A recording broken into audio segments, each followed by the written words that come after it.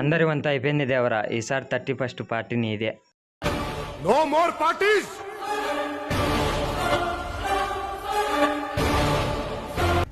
అన్నీ మీ మాట అయితే మా మాట ఎందుకు దేవరా?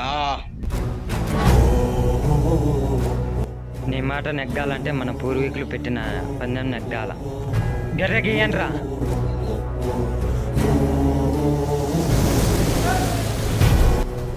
ఈ గెర్రె దాటించు, అప్పుడు చూద్దాం.